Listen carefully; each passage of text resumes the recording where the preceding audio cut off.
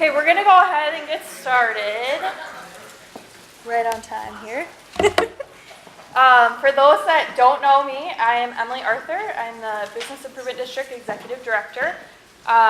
So thank you all for coming out tonight in this crappy weather. I did not know this was going to happen. I walked out of my office and got pelted. So thank you all for braving the weather and coming out tonight.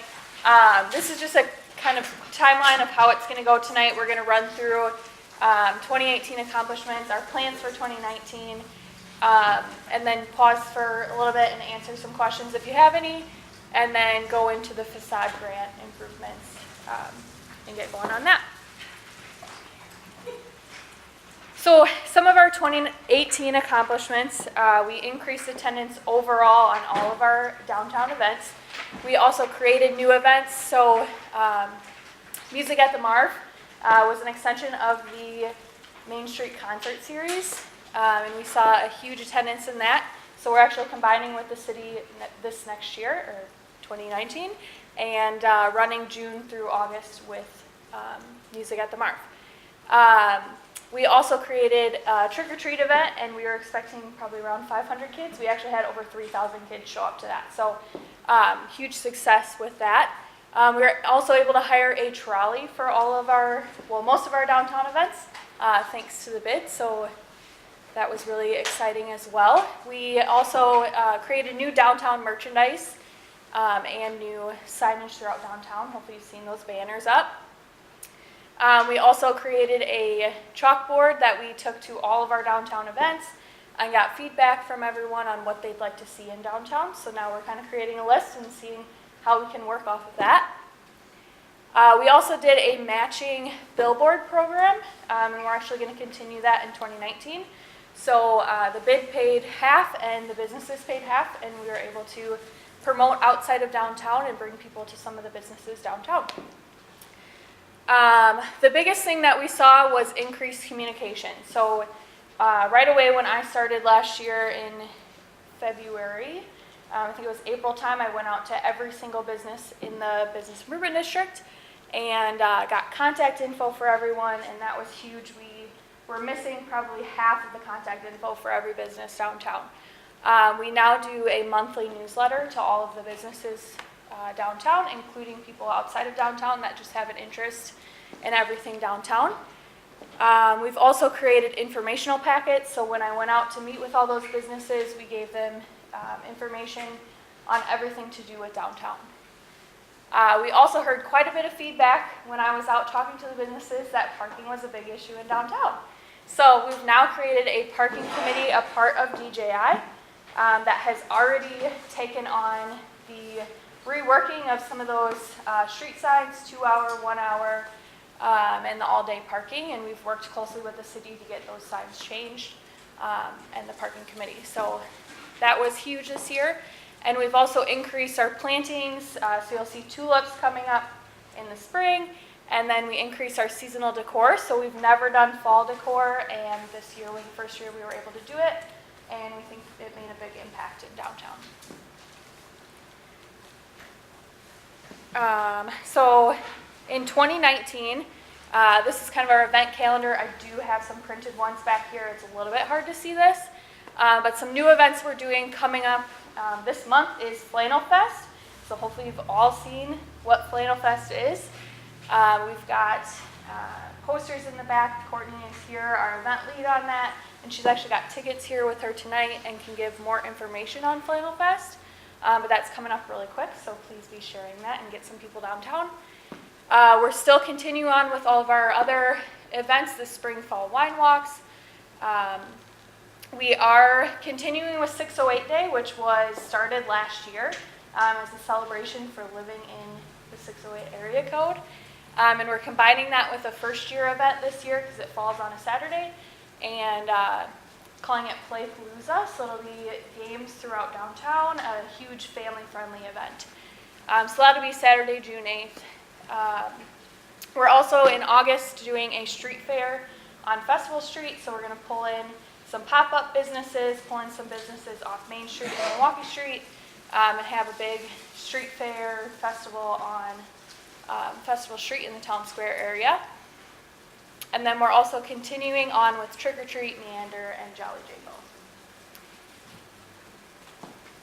And then I will eventually get into our new thing for 2019, which is our facade improvement plan. But this is our layout of our 2019 budget. So you can see the bid budget compared to the DJI budget, which work together to get everything going in downtown. So before I go into facade improvement, are there any questions on anything? Nobody's staring at the budget.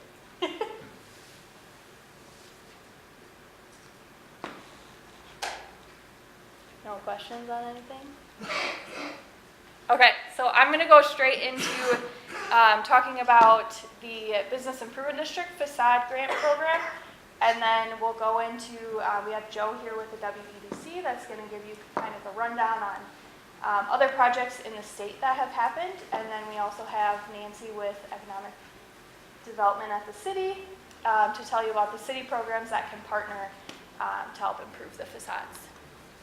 So our program is sponsored by the Business Improvement District. We want to kind of get facade improvements, enhance the appearance in downtown. So we are going to do a up to 50% match with this program. It is a smaller grant program, so we have $12,000 total to give out. So we're hoping to do as many projects as possible, but if there's one, really large project that we think would be a really big impact in downtown, we might put all the money towards that. But we hope in years to come we can increase this budget as well to show that we've done quite a bit with it.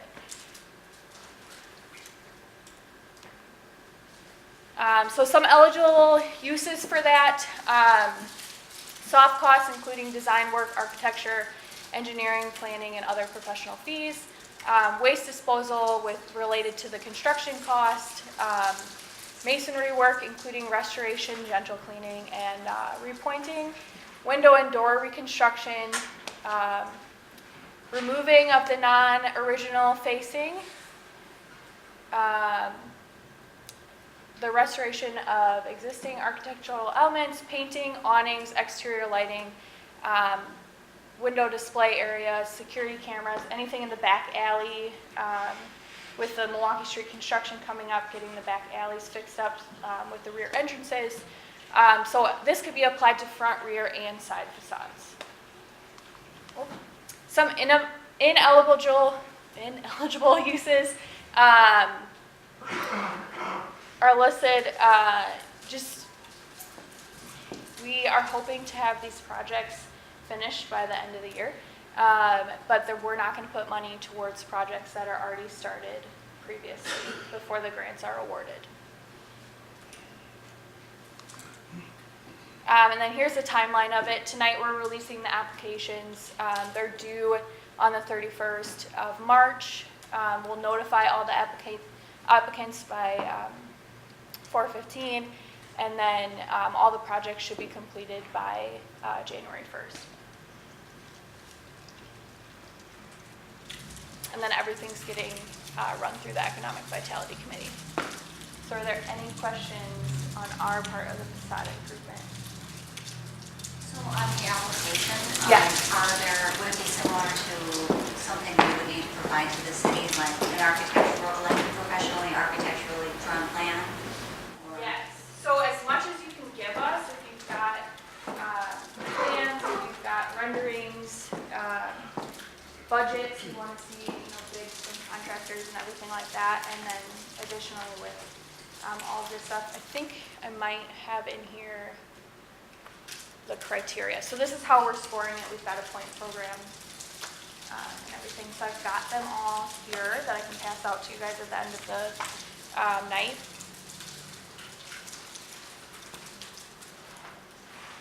Any other questions on our portion of it?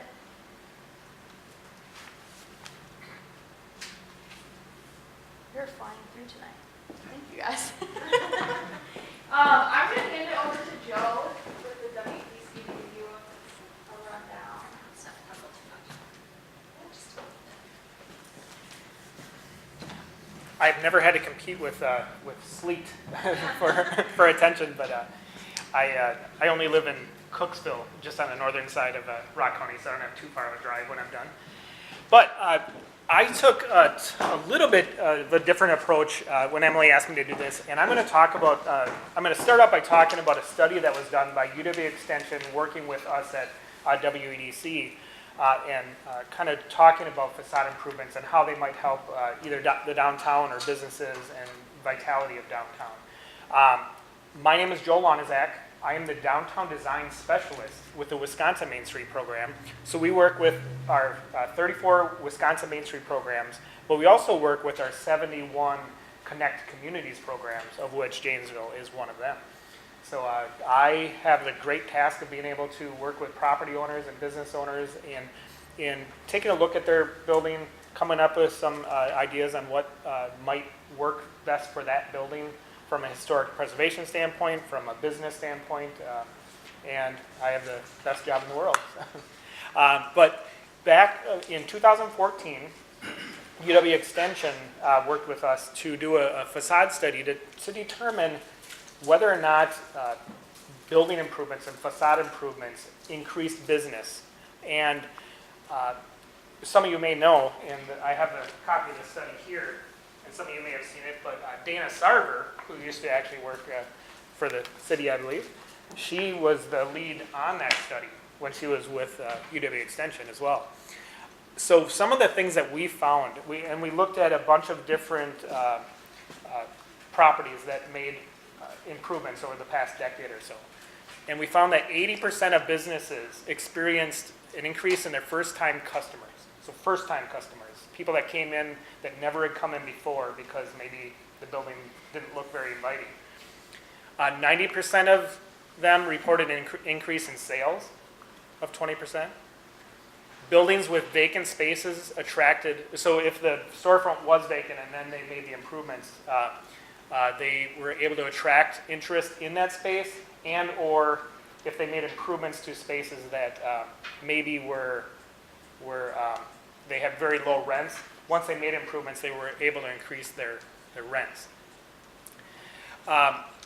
And what this did too is district-wide, it really helped to spur not just the business in that building, but also throughout the district.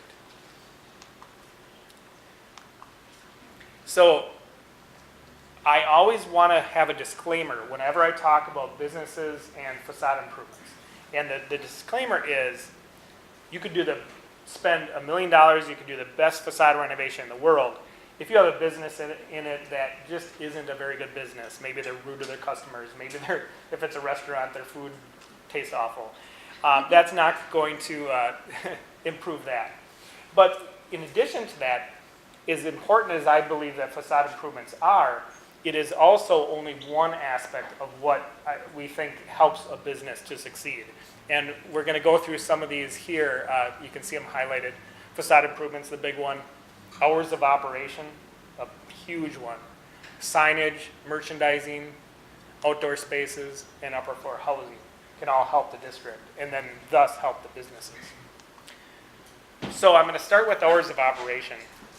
And we did a study too a few years ago and found that when businesses that tried maybe a couple extra hours a week, or maybe one day where they were open a couple hours, or they opened on a Saturday when they weren't, 55% experienced increased foot traffic. Restaurants were the best beneficiaries of these. 100% had increased customers. Businesses near other businesses, again, this whole domino effect, positively affected the other businesses. And what we saw, like I said, about 2.5 hours per week on average in a 50-hour work week. And the study also looked at who was shopping at different times. And I don't know if you can read this very well, but the younger crowd is mostly weekends and maybe Friday nights and things like that. As the age group got a little bit older, it was more weekdays. And what happens with a lot of these is we always encourage a business, if they're going to try new hours, don't just do it once and then say, well, I didn't get any new traffic. You have to do it a few times so people get used to the fact that you're open. Signage and merchandising. I'm here to tell you that signage is probably one of the most important things that a business can do on their building facade, because the signage is going to affect it's going to portray an image of that business, of the quality of the business, of the quality of the merchandise, and that's what's really going to draw them in addition to the building facade and in addition to the merchandising, like the window displays and things like that. So the study that we did found that when it comes to signage, 76% of people decided whether to enter a store because of the signage on the building. And maybe if it was a poor signage, they decided not to enter the building. 68% of customers felt that signage reflects the quality of the goods and services that are provided. 50%, when it comes to merchandising, window displays, outdoor displays, things like that, 50% made their decisions based on that. And then a lot of people, businesses, realize the importance of advertising. So maybe it's a billboard, maybe it's a radio ad, radio spot. But merchandising in a storefront is free. I mean, really, it's the equivalent to spending that money on advertising. Outdoor space. I know a lot of people, and these aren't things that are necessarily funded by the grant program, but when you're thinking about doing facade improvements, think about your outdoor space as well. Because we've found that sidewalks and parklets, which are things that extend out into the parking space for seating areas, or side or rear lots that can accommodate outdoor seating. It's hard to think about it right now when it's sleeting, but it's very important in cold weather and warm weather cities, and it really creates that vibrancy that's going to help people want to come downtown and then thus visit the businesses. So what we found is restaurants, obviously, that's where a lot of the outdoor seating is. So 65% in increases in returns. Non-restaurants, so retail or whatever, even saw 20% increase. And then upper floor housing. It's very important, and most communities have either underutilized or not utilized at all upper floor spaces that could be used for housing. I see a lot of housing development in downtown Janesville. That's great, because all of those people, there's a percentage, 200%, or they will, if they can walk to a business, they will do so and visit a business 200 times more than if they have to drive and park. So very important, if you're a property owner, to look at your upper floor spaces. Now, when the Economic Vitality Committee reviews these, they're going to review these buildings or these applications based on some design criteria. And it's not just because they love historic buildings. They do it because they want to ensure some quality. You know, any money that goes into this, they want to make sure that it's done right. So there are guidelines that they follow. And every community is different, but for the most part, I think most have the same standards. So some of the things that I'm going to talk about here are things as a property owner you might want to think about when you're looking at improvements. First of all, the domino effect. These examples are in Port Washington, Wisconsin, and in 2009 they were hit very hard by the recession. Pretty much every other building, it seemed like, had a for lease or a for sale or a for auction sign on it. Well, after the recession, a couple years after, it really started. One property owner made an improvement, and then it just snowballed. And if you go to Port Washington today, you will be very pleasantly surprised. And every one of them took the time to make sure they were done right. And the city invested, and the local Main Street program invested, just like they are in Janesville.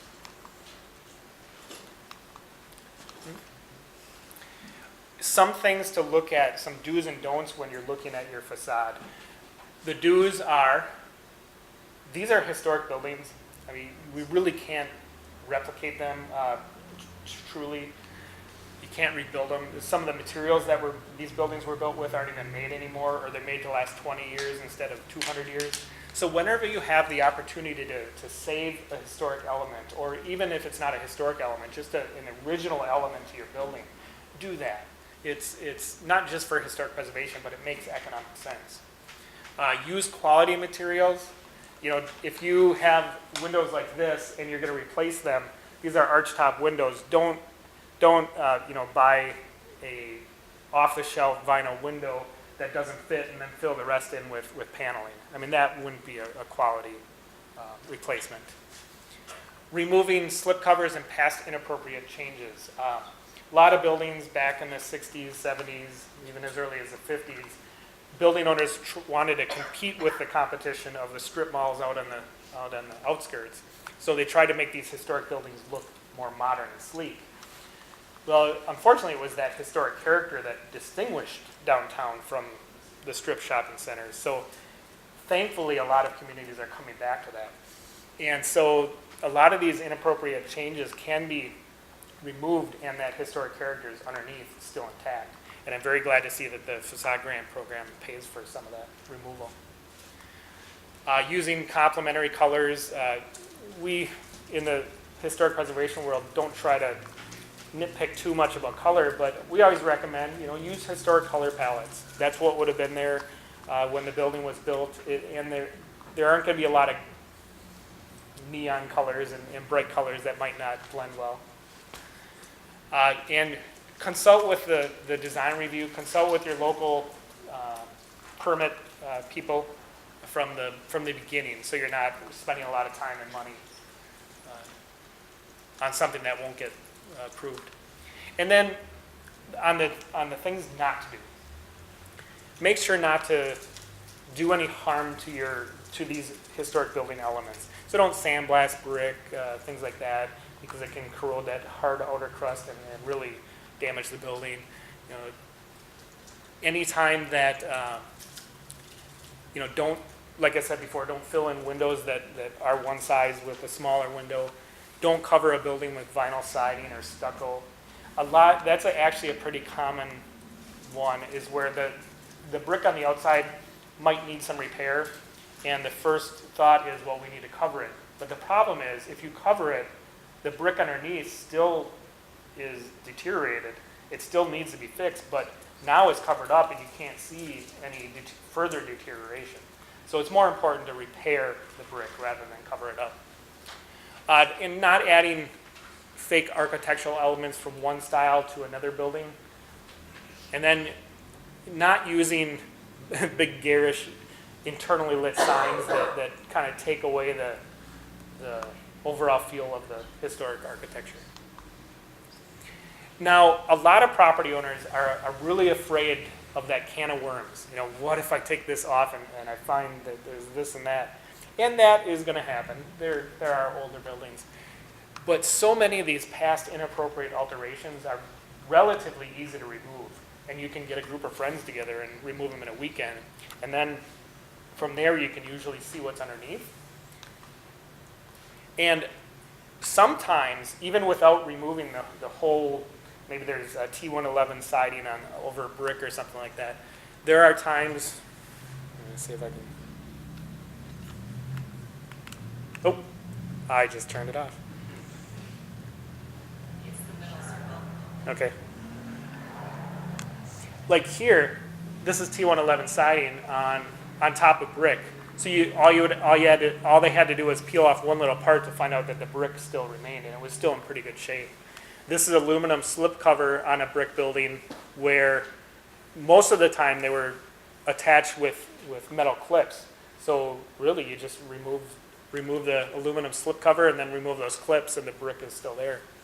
Sometimes you can tell if there's a tin ceiling up above the suspended ceiling, or a lot of times on the inside, once you remove some drywall, you can tell whether or not, or what the original windows looked like. Here's an instance where at one point they put on half-log siding, which wasn't original, but they left these cast iron columns exposed. So clearly there was a historic storefront there at one time.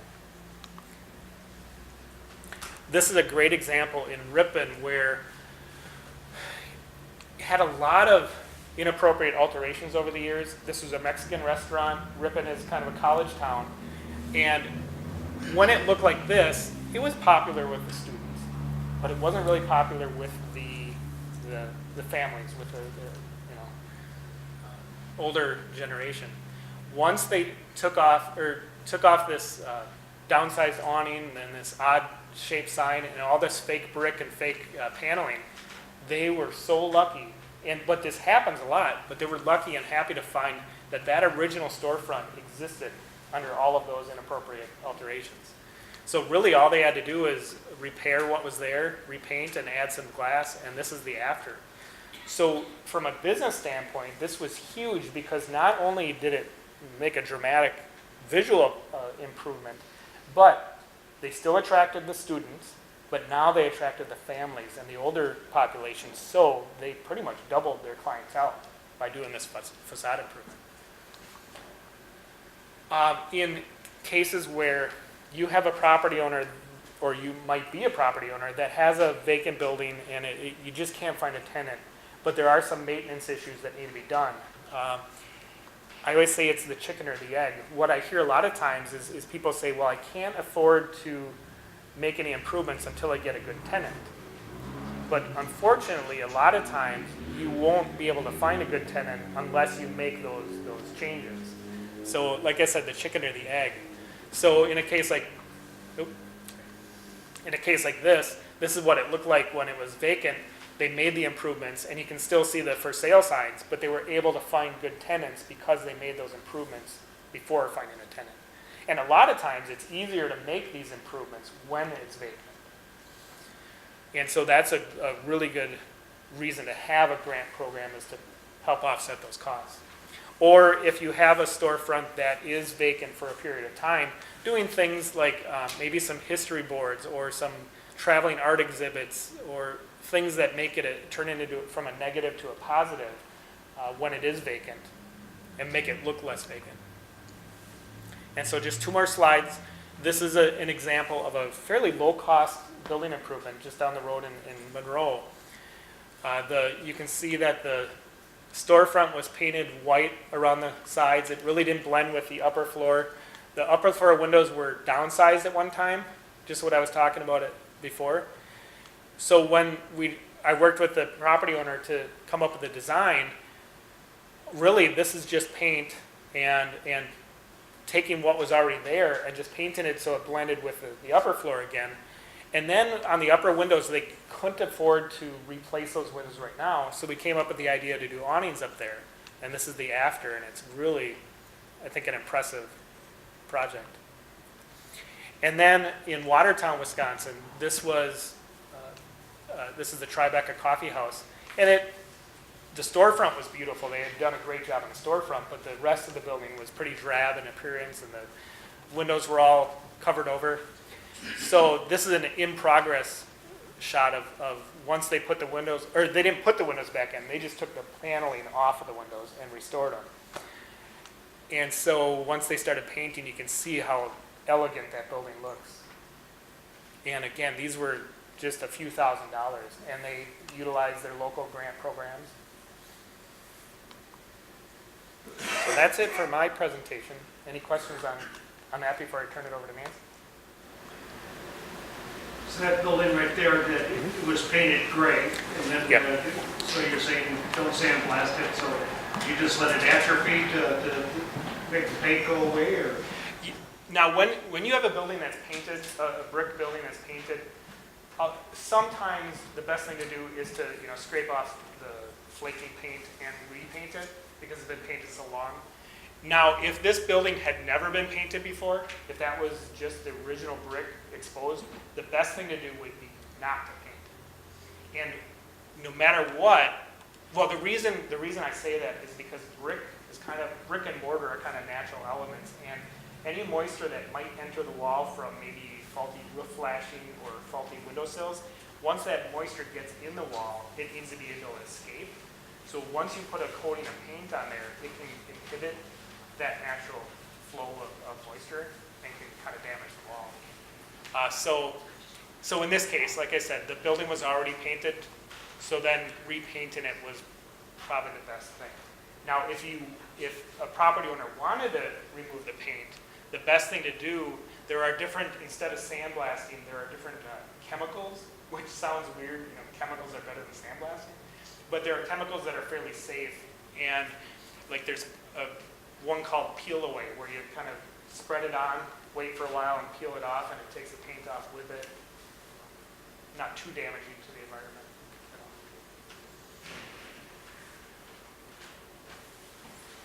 Any other questions? All right, I'm going to turn it over to Nancy. Thank you. You're welcome. I know some of you. I'm Nancy McDonald with the city. I know some of you from the Historical Society, so it's kind of nice to know some friends here. I'm the Economic Development Coordinator. You may have worked with Dana Sarver. I replaced her when she left. I'm kind of glad that she left because I kind of like what I'm doing. I'm working with Emily, and we'll be working with her quite closely. But I also want to just make sure you understand that I view part of my job working with downtown, that I'm working very closely with you. So if you're having issues with your business downtown, or you have questions or needs, make sure you're reaching out to me. I've got cards on the table, and certainly I have lots of copies of our revolving loan fund program there. And just let us know if it's not a revolving loan fund, if there's something else going on that we can discuss and maybe try to figure out a different option or resource, and let's see what we can do, okay? And having said that, let's jump right into it. We have a downtown revolving loan fund program. It was established in 2014 through some funds that were through some retiring TIDs and through some generous contributions with 5 local banks. The idea behind it is to leverage local investment and certainly to stimulate redevelopment and renovation of Janesville's historic downtown district. So we have a revolving loan fund committee that reviews all the applications. It's made up of the banks, representatives of the banks who donated, and the loans are actually serviced by the city. There's 3 different kinds of loans. The first one is the Rock Renaissance loan, which is up to $50,000 or 25% of project costs. Typically,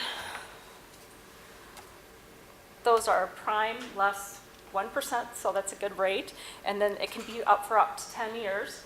Then we have the upper floor livability loan. So if you're thinking of renovating your upper floors, doing some apartments, even if you have apartments already and you need to do some sort of renovations, you can do that too. Those loans are up to $25,000 or 50% of project costs. And again, it can be up to 10 years for those loans. And then we also have a facade improvement loan as well. It's different than the facade loan that the bid has because that's actually a grant. This would be a loan. That one's up to $5,000, and that's a 0%, and it can be up to 90% of the project costs.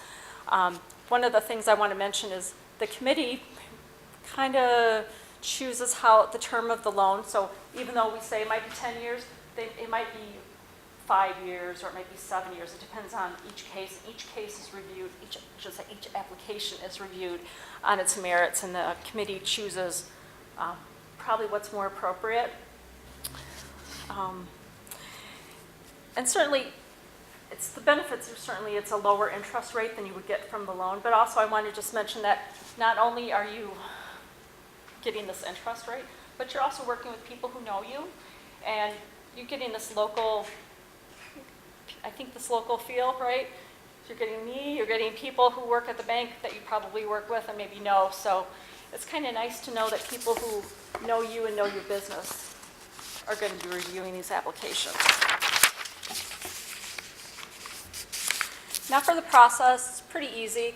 What you'll do is you're going to get one of these brochures if you don't have one already. You can also go to our growjanesville.com website, but you just call me, set up a time. You can talk over the phone if you're busy and talk about your project.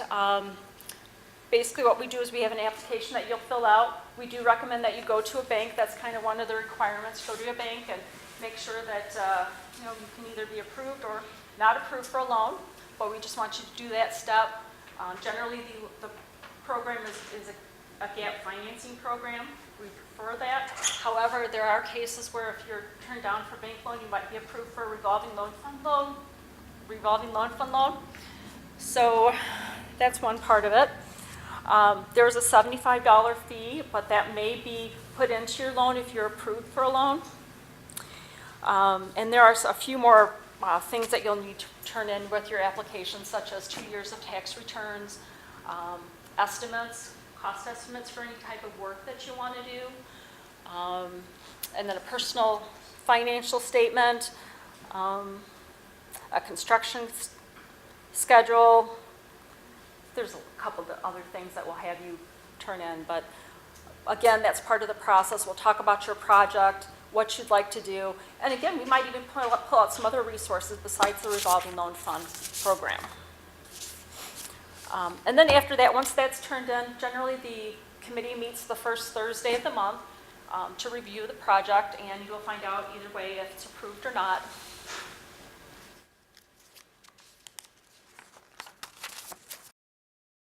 Just food for thought. As I mentioned, each project's reviewed on its own merit, because everyone's different, right? Every business is different. You have different needs.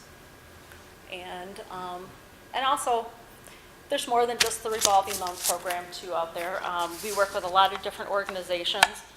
We have someone from the WEDC here. So there's that. And certainly, I just want to mention this. If there are current property owners right now who are exploring renovating their own spaces or their upper floor spaces for apartments right now. So if you're thinking about it, we all know we need housing. We need parking too. But housing right now is something that we're really interested in, as well as other things. But so it might be a good time for you to consider something like that. Other than that, it was a really abbreviated overview of the revolving loan program. Does anyone have any questions about it, or? So going back to your, the requirements, so you have to pay a $75 fee, and you have to go and get a bank loan beforehand? You need to just go to the bank and ask if you can get a loan for your project. So I'm missing how that all works.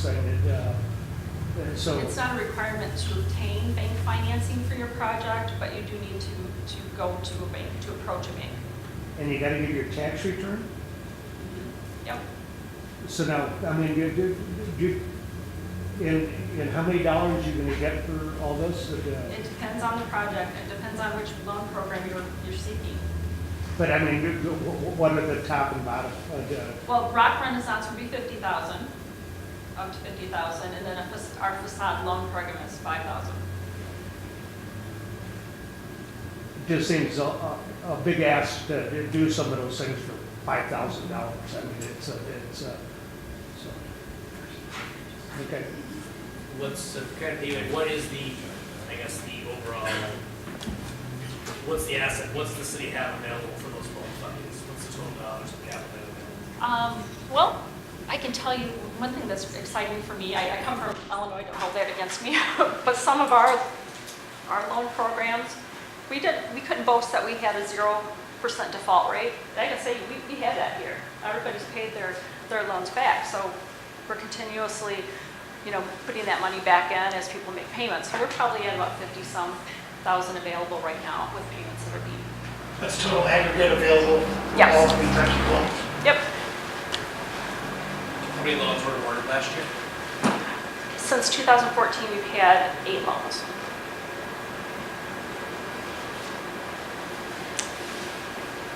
So can this at all be combined with the grant program that is through DJI? So say you wanted to do the livability loan and the maximum is, 50% of $25,000. And say we were awarded, $5,000 of a grant, could those two things be combined? Absolutely.